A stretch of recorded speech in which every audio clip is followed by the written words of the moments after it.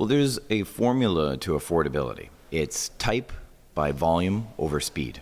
Type, volume, speed, type, volume, speed. And we have failed on all three of those things. If you get one of them wrong, you got all of them wrong. And we build the wrong stuff. And when we do build anything, we build too little of it. And when we build it very slow. We have the longest permit wait times in North America, 5 to 7 years to get a multi-residential building through initial inquiry, through move-in permit. This is a crisis of our own making. And the fact is that we've not prioritized middle-class housing types. We are very rigid and prescriptive as to what you can build, where you can build it. We need to liberalize our housing policy, take a highest and best use approach to our land, bring in a citywide plan, city-initiated pre-zoning, become a smart city, we're about 10, 15 years behind, and get the job done and deliver middle-class housing again. We still have to bring in co-ops, we have to bring in land trust models, we have to bring in social housing. So the reason why the social housing is because we need to control prices. So from a market perspective, supply and demand is only part of the equation. The other part of the equation is competition. So anybody that's been in business, they know that you can supply a lot, but if you get a competitor who drops the price, that suddenly creates a huge amount of pressure on the system to actually come down in price. So if we actually have rentals where the rent price is controlled, that will create a market competition against those market rentals out there that they won't be able to compete unless they drop their rents. As the rents come down, this will also encourage housing prices to drop, because the only way it would make sense for someone to buy a home is if that is still a little bit cheaper or in the same line as renting. When rentals are dramatically cheaper, that's not going to do anything for market builds. So all these forces come into play when we add it up. It's a very complex formula, I agree. So we have to look at this from a multiple kind of perspective. How are we going to tackle this? When it comes to housing, we have a plan. We have a 3-point plan. First, we are actually going to allow for 2 secondary suites in every home across the city. And so that should actually give the city immediate relief on the affordability issue, because there are over 40,000 homes in the city, and even if a small percentage of people take us up on that offer, we are going to create thousands of new homes for people.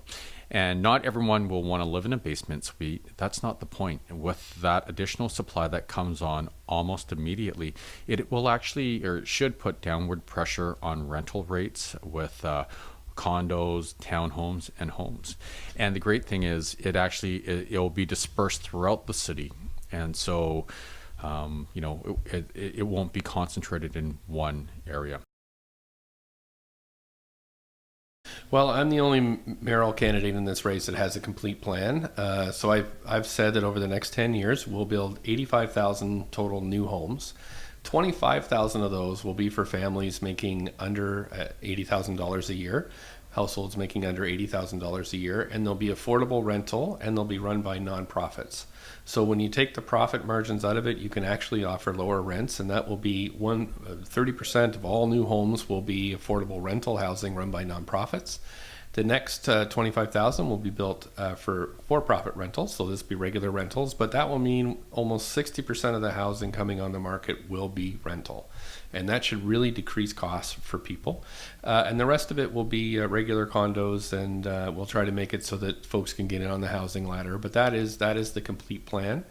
For the existing renters, though, I mean, half the city is renters in Vancouver. We're having a new renters advocate that will help renters if they're being, people are trying to rent-evict them, or if there's other legal difficulties. This would be an advocate that would be on your side, standing behind you if you're having any difficulties. And I think that'll go a long way to help some of the stresses on the renters in Vancouver. I don't think that we are going to get to affordability until we have a 3% vacancy rate in this city.